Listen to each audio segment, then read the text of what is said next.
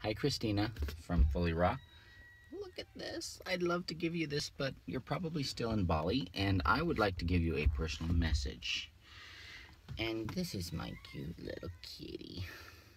Actually, my son had this kitty on Molokai, and I flew her over here in the plane, the Big Island.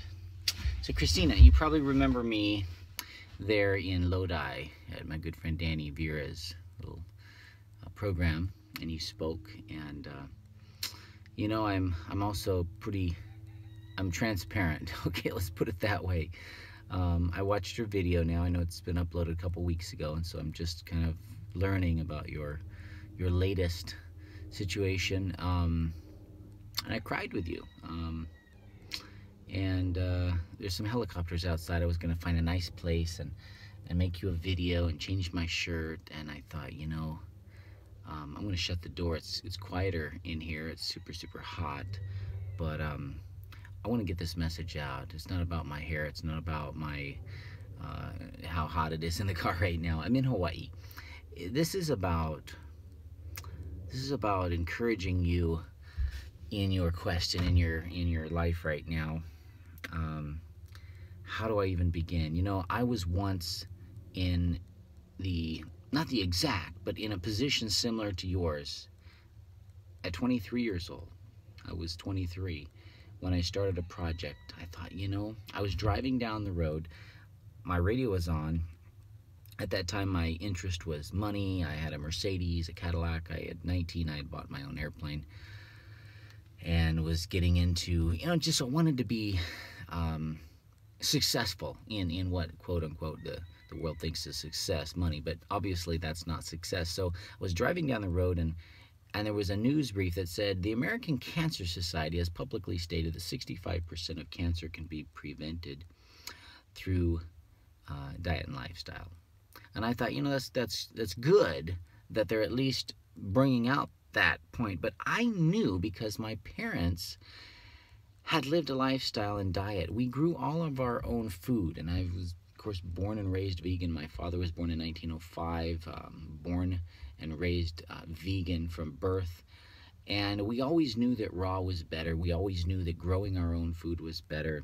And people that had cancer came to live with us, and they got well. It wasn't like we purposely said, okay, you're going to do this program and you're going to get well. They just came to live with us, and living with us made them well.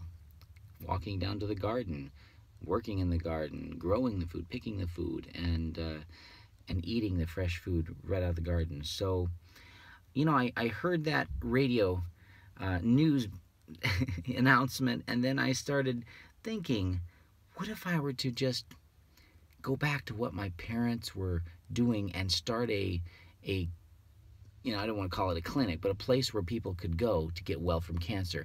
And I could work with people that are in a hospice program and give them hope. And my brain, I don't want to say little brain, but my brain at that point in time was, you know, not a lot of life experience, right? So to me, it's the only thing that made sense. People are dying. We need to help them get well. I need to provide a place for them to get well. And so I wasn't thinking, is this legal, or, you know, is this viable? Is this going to take money? How much money will this take? I didn't think about any of that. So from the age 23, I started building a health ranch, which became a, you know, I'm sure there's some people out there that would be critical and say, I don't think it was successful, but people were getting well. I had doctors working for me, medical doctors actually that came in, orthopedic surgeon, an anesthesiologist, and of course they weren't using those you know, that background and that knowledge in this, because they had a transformation in their own life, where they learned that the allopath, the mainstream methods of treatment, were not working, and so they turned around, and I had a naturopath. So I just want to say this humbly. I'm not trying to puff myself up. I just want to say that it became a very successful organization and project, and that's what I know is true, whether people don't agree with me or not. And it was worth, you know, a considerable amount of money. And I don't even want to say the amount, but I spent 16 years of my life doing that. And I came to a point in my life where I needed to make a decision. And I thought I could get people to rally together. Basically, I had the big people come in and offer to buy it. I said I wouldn't sell this for $1 billion. But they used another approach. Well, would you donate it? What if we continued it and you could be a part? You know, I had the most painful experience of my life, and I'll put on record for the people that are now involved and took the project over. I just love those guys, and I feel no animosity now. At the time, I had to go through a cleansing, and I had a difficult decision. I mean, I didn't know, is this right or wrong? Is this right? But you're right, Christina. I took off. I went to a little island in southern Philippines, and so I totally understand, and I had to go through a healing process. And it's been since 2003, I guess, I kind of dabbled a little bit helping them to 2008, but it's been some time now, since 2008, that I was healing, and I'm still healing, because it was my baby. It was everything. It was so much, and I'm going to burst into tears also, because I wanted to help people get well, and I just didn't see a place doing it. We had the farm, we had the lodge, we had multiple houses and dwellings and creeks and waterfalls, and just this is one of the most beautiful properties in California. Well, I'm in Hawaii, and I've been all over the world in different places. Was actually sailing to the Philippines in a 48-foot schooner. Was just headed out to haul out, have it checked, and it sunk. I was rescued, brought to back to the Big Island where I had left from, and so I was kind of finalizing paperwork and got kind of detained here a bit, and I started thinking, you know, there's a lot of people out there that are just so involved in their health projects. And I was thinking about you, Christina, and I was thinking about my friend Danny Vieira, and so many, even John Robbins over there in Santa Cruz, and you know, Charlotte Gerson, of course, is, and just so many people, from Dr. Schultz, Richard Schultz in Southern California. I don't know if you know any of these people, but I was talking to Dr. Caldwell Esselstyn on the phone recently, and there is a need for a place for these people to go. I'm talking about you, myself, Dr. Esselstyn. Of course they can do a timeshare, and of course they can go to a beautiful, you know, place anywhere in the world, and all of that. But when I'm even in other countries, it's very hot. As you know, you're in Bali. It's a little bit hot there, I have to say.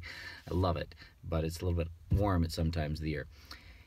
Here on the Big Island, I found a place that was 1,300 feet, and it was just so, the temperature, I slept a few nights there, and I just loved the sound of the birds and everything that were there, and just the rain at night. And I've spent about 6 months now just kind of discovering, well,